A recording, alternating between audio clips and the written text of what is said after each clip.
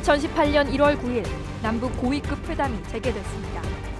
다가오는 2월에 개최되는 평창 동계올림픽을 계기로 남북 관계에도 해빙 기류가 감돌 것으로 보이는데요. 정부는 이번 기회를 통해 남북 관계 정상화와 더불어 북핵 문제가 해결 국면에 들어설 수 있도록 긍정의 불씨를 살리려 힘쓰고 있습니다. 하지만 일각에선 적극적인 대화에도 불구하고 한반도 정세가 완화된 것은 아니라며 남북회담은 북한의 비핵화를 반드시 수반해야 한다고 주장합니다. 과연 한반도는 북핵 문제를 타개하고 남북 평화를 위한 변곡점에 도달할 수 있을까요?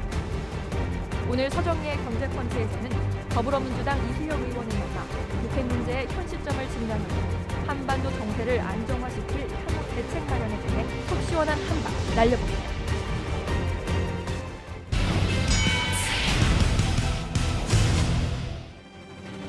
안녕하세요. 서정희의 경제펀치 서정희입니다. 한국 경제의 오늘과 내일을 고민하고 통쾌한 한방으로 문제점까지 짚어보는 경제펀치. 오늘 함께해 주실 분 소개해드리겠습니다. 연초부터 이제 평창이라는 프리즘을 통해서 새롭게 전개되고 있습니다만 북핵 문제, 우리의 가장 큰 이슈 중에 하나죠. 그쪽을 한번 이번 방송에서 짚어보고 싶습니다. 벌써 10여 년 전인데 초대 북핵 육자회담 수석 대표를 맡으셨었어요. 지금은 더불어민주당의 한반도 경제통일위원회 위원장을 맡고 계신 이수혁 의원님 모셨습니다. 안녕하세요. 예, 안녕하십니까. 네네네. 의원님 참 오랜만에 뵙습니다. 예, 저도 오랜만입니다. 한 10여 년 예. 전에 워싱턴에서 예. 그 육자회담 수석 대표로 왔다 갔다 분주하게 활동하시는 예. 모습 그때 기억이 나는데. 그렇습니다. 예. 그때하고 비교하면 지금 어떻게 북핵 문제 많은 변화가 있습니다만 예. 좋은 쪽으로 변화한 겁니까? 어떻게 더 악화된 겁니까? 어떻게 평가하세요? 글쎄, 북한의 그 기술적으로는 악화되어 있죠. 최악의 상황이 네네. 기술적으로는. 그럼 육자회담은 예. 그동안 좀 실패했던 건가요? 뭐 성공은 아니지만은 어허. 실패다고 딱 그렇게 양단으로 핵 문제라는 게 과거에 미스오간에 네. 핵 경쟁할 때도 그 감축이나 네. 분축 그거 할 때 굉장히 네. 긴 시간이 필요했고 네, 네, 네. 서로 합의를 하더라도 이행되지 않아서 네, 네. 실패한 경우도 있고 하기 때문에 네. 핵 문제는 어떤 다른 무기보다도 네. 핵 무기는 특성상 네, 네. 그렇기 때문에 장시간이 필요합니다. 이 북핵 문제가 사실 10여 년째 어떻게 보면 한반도의 이게 가장 큰 이슈로 지금 드리워져 있어요. 예. 근데 특히나 이제 새 정부 들어서 특히 저쪽 미국 쪽도 트럼프 정부가 등장하면서 더 긴박하게 하여튼 움직이고 있습니다. 예. 그래서 먼저 여쭙고 싶은 거는 이제 2018년입니다. 지금 이제 평창이 이제 제일 앞에 목전에 있으면서 하나의 변곡점 역할을 하고 있습니다만 올해 또는 그 이후에 이 남북 관계 흐름 전체적으로 어떻게 좀 전망하십니까? 글쎄 저는 그동안 쭉 북핵 문제를 다뤄오면서 이건 협상으로 해결될 수밖에 없다 하는 그러한 신념과 네. 그런 생각을 쭉 견지해왔고 그러한 신념이나 그런 분석은 아직도 적용이 되고 있다고 그런 생각을 하고 있습니다. 지난 17년 정말 어떻게 보면은 참담할 정도로 북한이 핵무기를 완성화시키는데 앞만 보고 옆도 안 보고 달려왔습니다. 그런 국면에 우리가 할 일이 우리뿐만 아니라 미국도 할 일이 없었고 중국도 할 일이 없은 상황입니다. 이제는 북한 스스로 핵이 완성됐다고 주장을 하고 있으니 완성된 후에는 상황이 이제 달라지는. 그러니까 저는 이제 그것을 how to make it 어떻게 핵무기를 만드느냐 하는 과정이 그 동안에 있었다면은 이제 완성이 됐기 때문에 how to use it 어떻게 핵무기를 사용하지 그렇지. 하는 국면으로 이제 돌아선다. 네네. 어떻게 보면은 저는 빨리 핵무기가 완성됐다고 선언하고 그걸 받아들이고 자 그러면 그 무기 가지고 소유하고 있는 무기 가지고 어떻게 할래 하는 협상으로 들어서는 변곡점이 오기를. 북한 측 기대가 그런 거 아닌가요? 그런데 현실적으로 그럴 수밖에 북한의 그런 앞만 보고 달리는 있다. 것을 막을 방법이 없었기 때문에 네네네. 예 그렇기 때문에 그러면은 어쨌든 이루어야 될 거라면 이루어주고 네. 북핵은 현실이다 네. 네. 하는 걸로 또 조그만 책을 하나 그러셨군요. 의정 보고서로 네네네. 냈습니다. 북핵은 이제 현실이 됐습니다. 네네네. 그 10여 년을 이렇게 좀 돌이켜 보면은 하여튼 방금 얘기해 주셨듯이 이제 북핵 문제가 국면이 많이 바뀌었어요. 그때 뭐 영변 핵실을 갖고 얘기하던 단계에서 이제 미사일이 쏘았고 다시 대기 진입하고 아까 말씀하셨듯이 북핵을 어떻게 사용할까의 문제로 이제 의견이 모아지고 있는 것 같은데 최근에 이제 평창 올림픽을 이제 목전에 두면서 서로 대화가 오가고 하면서 작년 연말까지 국민들이 느끼던 북핵 문제의 어떤 그런 엄혹한 부분에서 야, 이거 뭔가 또 해빙이 뭐가 있나? 이런 또 기류를 감지합니다. 뭔가 질적인 변화인가요? 잠깐 이렇게 이런 기간 지날 뿐 또 다시 근본적인 문제로 다시 봉착하게 될까요? 문재인 정부는 이 2월 달, 2018년 2월 달에 열린 평창 올림픽을 계기로 한 네네. 남북 접촉의 그 가능성을 매우 높게 봤고, 그걸 아마 남북 접촉이 당연한 것으로 네네. 그렇게 이해를 하고, 북한과의 그 평창 올림픽 문제를 둘러싼 남북 회담을 추진을 해왔고, 네네. 그것이 곧 실현됐습니다. 어떻게 보면은 남북 관계에 있어서 문재인 대통령의 최초의 성공 사례라고 봅니다. 약간 주도권을 그야말로 주도권을, 운전대를 좀 그러니까 잡은 이제 듯한. 그렇습니다. 이제 운전대를 잡았는데 아하. 현 상황에서의 남북 대화는 북핵하고 북핵 문제를 해결하기 위한 것은 아니다 하는 것은 우리 다 알고 있고 냉정하게 남북 간에 해봐야죠. 또 네, 그런 해봐야 언더스탠딩이 되겠죠. 다 네, 되어 네. 있는 것이고 이제 그런 점에 있어서 핵 문제를 위한 협상에 진입할 수 있는 어떤 계기를 마련했다, 분위기를 마련했다. 근데 또 일각에서는 참 또 염려 섞인 얘기를 하시는 분 중에서는 이게 지금 평창이니까 지금 저러고 있지. 평창 끝나고 나면 미국이 때린다던데 뭐 네. 이런 식의 네. 굉장히 좀 그런 얘기들 때문에 네. 좀 걱정하시는 분들도 꽤 있어요. 뭐 시중에 소문도 네. 있고 해서 그렇습니다만. 뭐 북핵 위기가 어떻게 한참일 보세요? 때 네, 또 미북 간에 말폭탄을 서로 주고받고 네, 할 때에 이제 긴장이 굉장히 네. 높아져서 전쟁 가능성 네네. 특히 뭐 북한이 남한을 또는 미국을 친다 하는 의미보다 미국이 북한을 선제 공격 또는 예방 공격할 네네. 것이다. 그 네. 가능성이 높다 네. 하고 하는데 그 당시에 그냥 관념적으로는 그냥 높다 하는 얘기했지만은 실제 전문가들이 그 가능성이 있다는 사람조차 그 가능성은 20% 정도가 맥시멈이었다고 저는 그렇게 봅니다. 네네. 그들의 분석이 50%를 넘어가는 전쟁 가능성을 얘기한 전문가는 없었어요. 네. 그게 일어날 수 없는 게 미국의 정책이 뭐 이랬다 저랬다가 아니라 네. 동북아의 구조가 그 스트럭처 또는 시스템이 국제정치 구조가 동북아에서는 전쟁이 일어날 수 없는 구조라고 저는 보아왔기 때문에 계속 초기부터 한반도에서 전쟁은 지금은 때가 아니다. 네네. 그 구조가 그렇게 될 수가 없다. 일관되게 이렇게 주장을 해 오셨는데요. 이 전쟁이라는 게 아까 방금 말씀 주신 20% 미만이다. 하지만 전쟁이라는 건 20%가 아니라 5%만이라도 한반도는 그렇게 터지면 미국이 터지는 거 아닙니까? 예, 근데 한반도는 미국이 일방적으로 네. 중동에 뭐 리비아를 폭격하고 이라크를 폭격하고 하는 그런 나라가 아닙니다. 왜냐하면은 중국하고 러시아하고 세계 최강의 국가와 접경을 하고 있습니다. 네.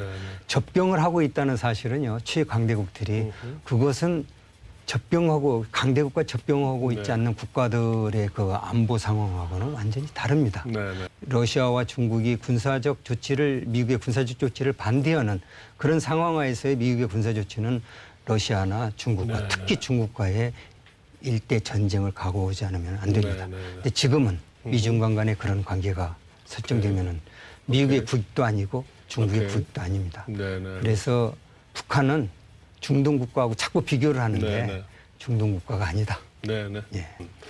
사실 북한이 이제 그런 경제 제재를 이제 많이 받고 하다 보니까 뭐 얼마 전에는 뭐 이 주중 북한 대사가 중국 쪽에 참 이제 힘든 상황을 간접적으로 어필하고 이제 그런다고 할 정도로 봐서는 중국이 북한이 지금 제재에 대한 그 어떤 어려움을 직접 느끼고 있는 것 같아요. 당연한 거죠. 그렇다고 예. 한다면 좀 변화 움직일 예. 수 있다는 거 예. 아니겠습니까? 그러니까 이제 북한은 또 군사력과 경제 병진 정책을 핵과 경제 그 병진 정책을 취하고 있기 때문에 경제를 무시할 수가 없죠.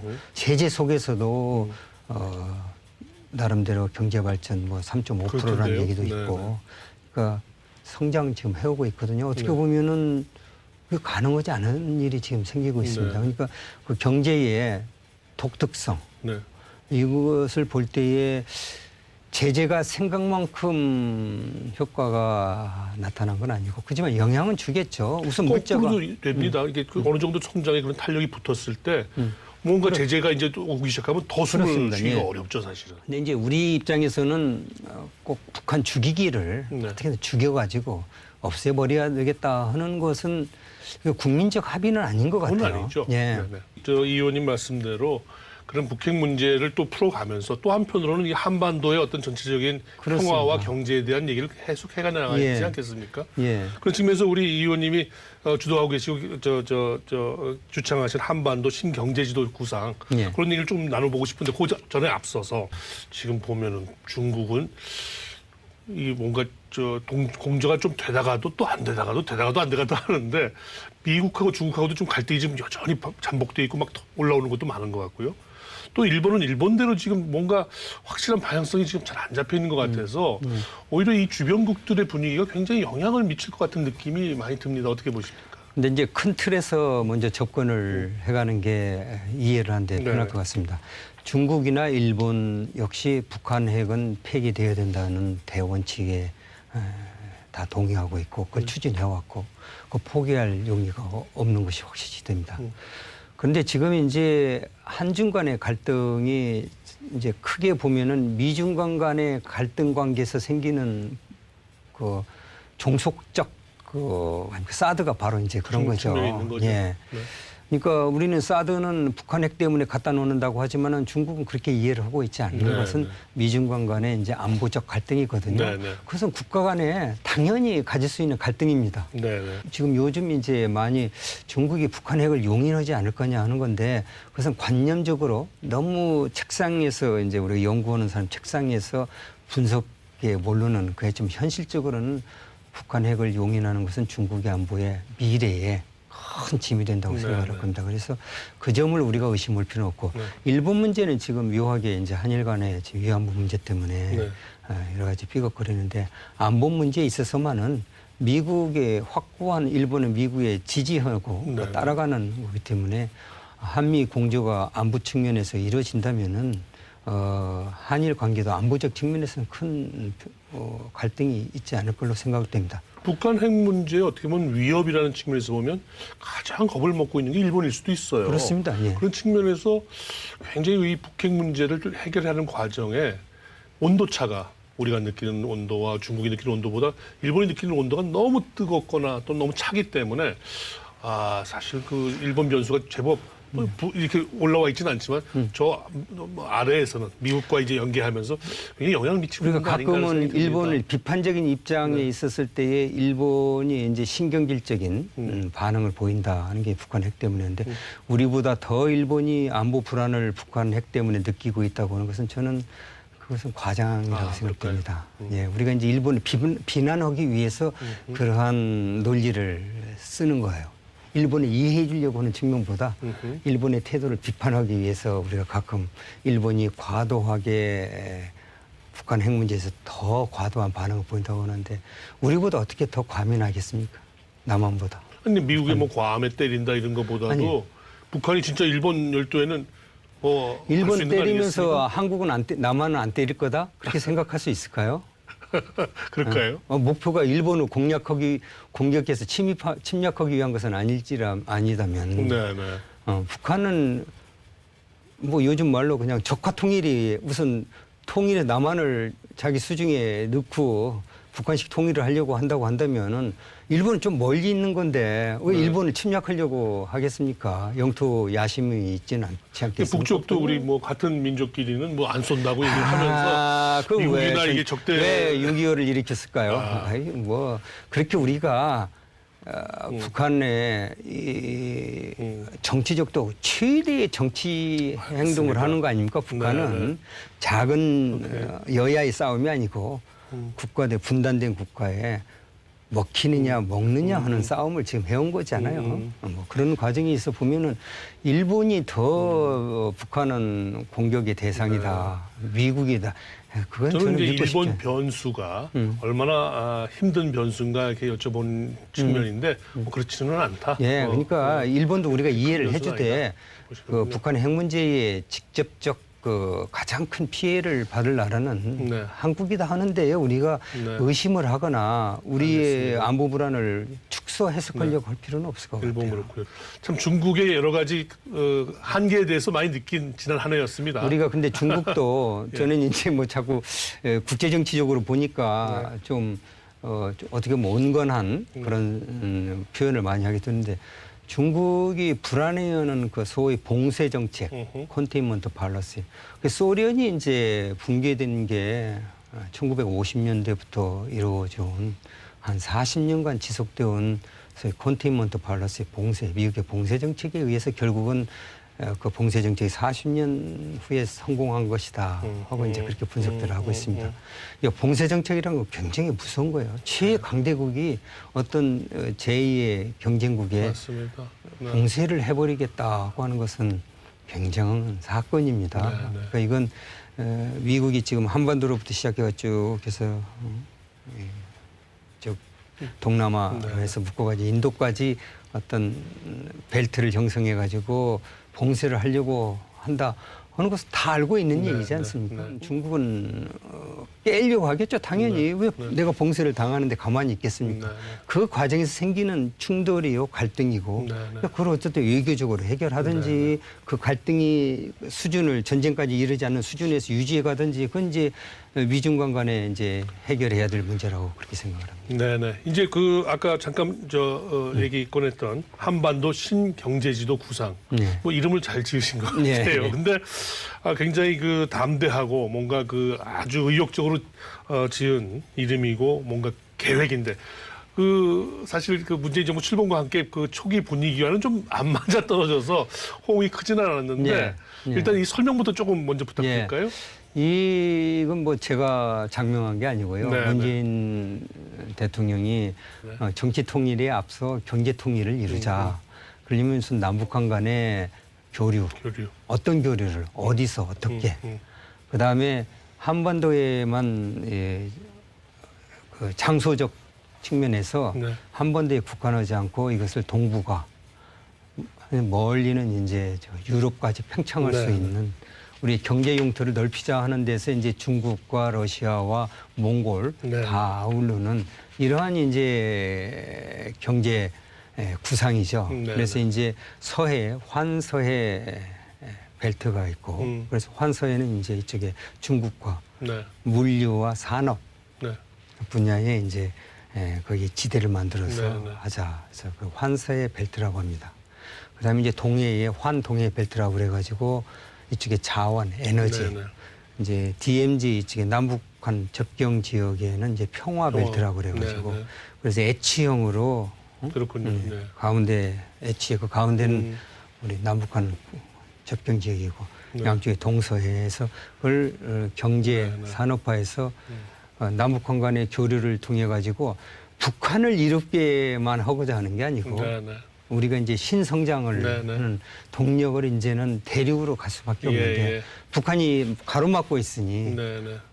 이것도 그냥 구두선에 그치고 뭔가 현실성이 너무 없는 실현 가능성만 네. 별도로 그냥 하나의 그냥 근데 거칠 이게 것 같아서 이 그렇습니다. 사업이 이 구상이 불쑥 그냥 아무 토양 없이 경험 없이 역사가 없이 불쑥 떨어진 게 아니고 개성공단 우리 또 금강산 관광 이런 프로젝트들이 있었지 않습니까? 네. 그다음에 쭉 그동안에 그 러시아의 그 가스를 이쪽 북한 영토를 통해 가지고 남한으로 오는 네. 그런 프로젝트도 쭉 연구들 해오고 그 협상들을 하고 했었어요. 성공을 하지를 못한 거예요. 네, 네. 여태까지 지속되지를 못하고 그건 네. 북한 핵 문제 때문에 지금 이러고 있는 거거든요. 네, 네.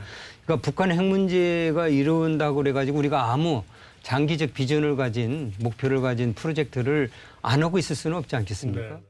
문재인 정부에서는 이 신경제지도 구성과 관련해서도 특히 중국의 뭐 1대1로 계획 이런 부분과도 연계해서 이렇게 하다 보면 중국과 함께 이렇게 뭔가 함께 도모할 수 있는 게 많다. 네. 뭐 이런 구상도 얘기를 하고 계시는데 그런 측면에서 보면 미국 쪽에서 꼭 달가워하지 않을 수도 있는 거 아닐까요?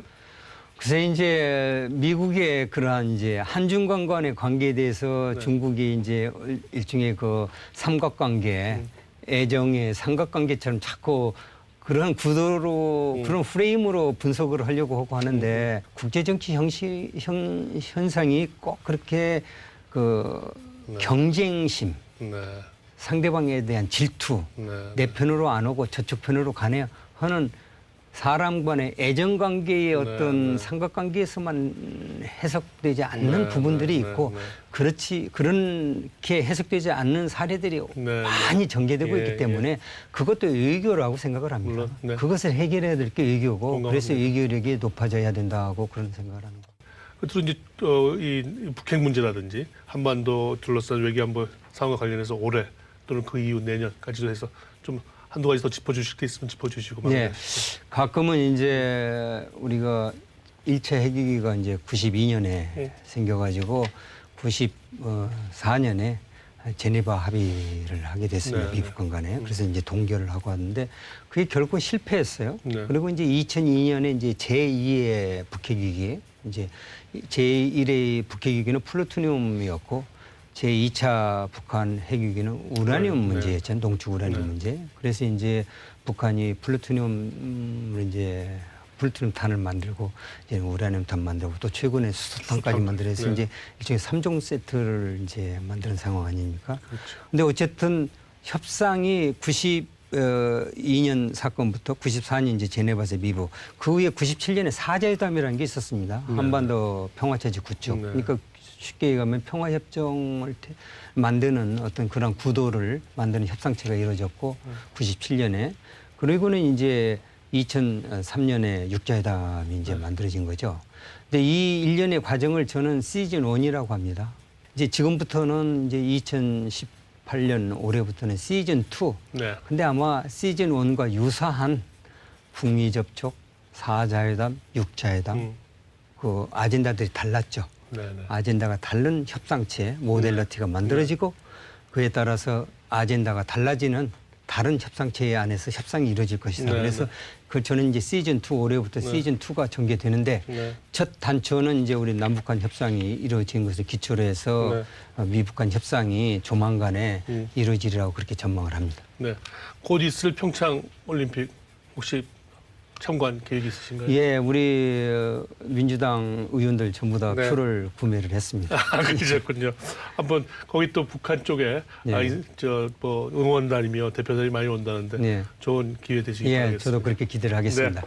지금까지 우리 이수혁 의원님 모시고 북핵 문제와 한반도 정세 관련해서 이모 좀 한번 짚어봤습니다. 오늘 말씀 대단히 감사합니다. 예, 감사합니다.